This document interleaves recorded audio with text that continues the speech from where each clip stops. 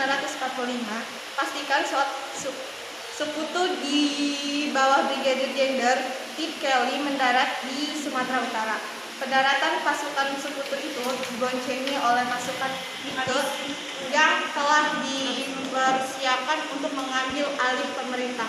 Pada tanggal 13 Oktober 1945, insiden ini dibawa dari ulah seorang penghuni hotel yang menghampiri dan menginjak-injak rancangan merah putih yang dipakai oleh salah satu yang ditemuinya. Akibatnya oleh tersebut diserang disak oleh kepala.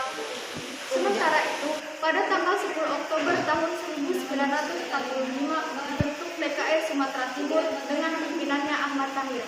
Selanjutnya diadakan pemanggilan terhadap bekas Diogo dan Heho ke Sumatera Timur. Panggilan tersebut mendapatkan sambutan luar biasa dari mereka. Di Sumatera Timur terbentuk juga badan-badan perjuangan yang sejak 15 Oktober tahun 1945 menjadi Pemuda Republik Indonesia Sumatera Timur dan kemudian berganti nama menjadi Pesindo. Sebagaimana di kota-kota lain di Indonesia, Inggris memulai aksinya untuk memperlemah kekuatan Republik dengan cara memberikan ultimatum kepada bangsa Indonesia agar menyerahkan senjatanya kepada sekutu. Pasukan sekutu memulai melakukan aksi-aksi terornya sehingga timbul rasa permusuhan di kalangan pemuda. 1945, pasukan Inggris dan Nica berusaha mengganggu konsentrasi PKI di Trepas. Dengan peristiwa itu, Jenderal Kelly berusaha mengancam para pemuda untuk mengumpulkan senjatanya. Dengan demikian, pasukan Inggris berhasil untuk menguasai kota Medan.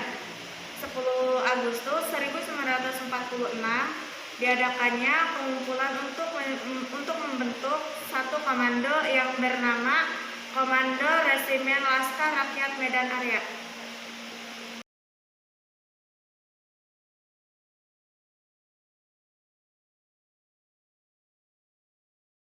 Saya di sini akan menjelaskan tentang Bandung Lautan Api, paragraf pertama.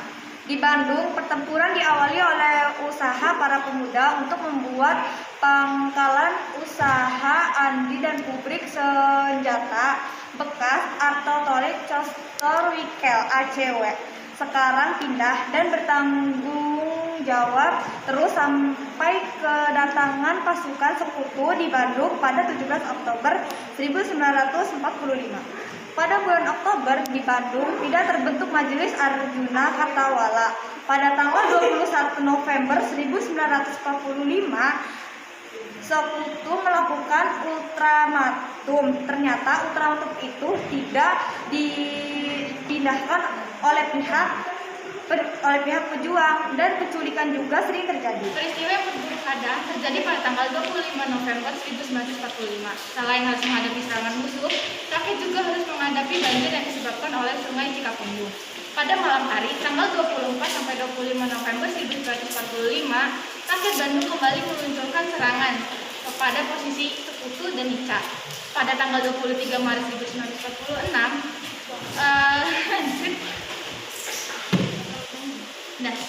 pada tanggal 23 Maret 1946, sekutu kembali mengeluarkan ultimatum. Isi ultimatum itu sendiri adalah agar TRI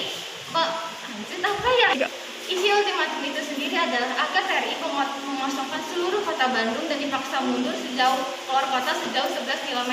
Kolonel Abdul Haris Nasution selaku komandan divisi 3 Siliwangi memerintahkan pada tanggal 24 Maret 1946 untuk rakyatnya mengungsi ke Bandung Selatan. Sekitar 200.000 warga diungsikan ke Bandung Selatan, dan pada malam harinya dilakukanlah pembakaran-pembakaran di bangunan-bangunan penting di Bandung. Dari peristiwa tersebut juga tidak luput disaksikan oleh istri dari Otto Iskandar Dinata yang pada saat itu masih menunggu kepastian kabar hilangnya sang suami.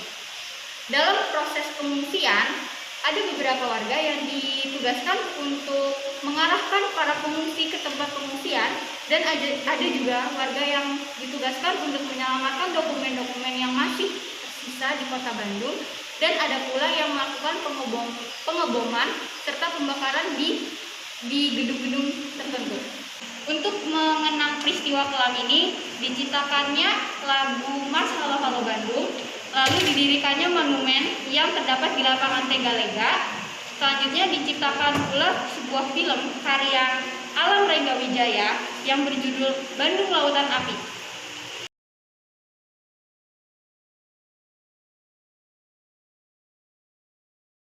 Akan menjelaskan berita proklamasi di Sulawesi. Setelah proklamasi dibacakan oleh Insinyur Soekarno, ia segera menugaskan Dr. Samratulangi sebagai Gubernur Sulawesi Selatan. Gubernur Sulawesi Selatan masuk ke dalam Gubernur Sulawesi Selatan masuk dalam bagian Sulawesi yang dibentuk pada 19 Agustus 1945. Pada saat itu pun Samratulangi tiba di ujung pandang dan langsung menyusun struktur pemerintahan. Pada masa awal kemerdekaan, pasukan sekutu berusaha melucuti tentara yang di Indonesia. Tentara di Jepang. Di Indonesia, kedatangan sekutu di Sulawesi lebih awal daripada kedatangan sekutu di daerah lainnya di Indonesia. Kedatangan sekutu ini menghalangi usaha Samratulangi dalam menyebarluaskan berita proklamasi kemerdekaan seluruh penjuru Sulawesi. 4 April 1946, Samratulangi ditangkap oleh pasukan Nica, kemudian diasingkan di Papua. Hal ini menyebabkan pemberluasan berita proklamasi kemerdekaan. Di Sulawesi Tenggara, proklamasi kemerdekaan disampaikan oleh kalangan Haibun dan Heipo, sedangkan di Buton, proklamasi kemerdekaan disampaikan oleh orang-orang Butang yang datang ke Makassar. Selain itu, di Sulawesi Utara, berita proklamasi datang pada 17 Agustus 1945. Proklamasi kemerdekaan disambut dengan sukacita oleh rakyat Sulawesi. Sejak itu, para pemuda memasang bendera merah putih sebagai lambang kemerdekaan. September 1945, bendera merah putih dikibarkan di kantor-kantor pemerintah menggantikan bendera Jepang. Pemasangan dan pengibaran bendera merah putih menunjukkan rasa bangga yang dimiliki para pemuda dan rakyat Sulawesi terhadap kemerdekaan Indonesia. Dr. Samratulangi sebelum Samratulangi menugaskan Mr. Andi Zainal Abidin sebagai sekretaris daerah demi melancarkan pemerintah yang kala itu di Sulawesi masih menjadi pangkalan militer Nica. Berbeda dengan respon-respon raja yang pada saat itu setuju dengan pangkatan Mr. Zainal Abidin, para pemuda pengambil tindakan radikal. Dari kelompok kami, kurang lebihnya mohon maaf.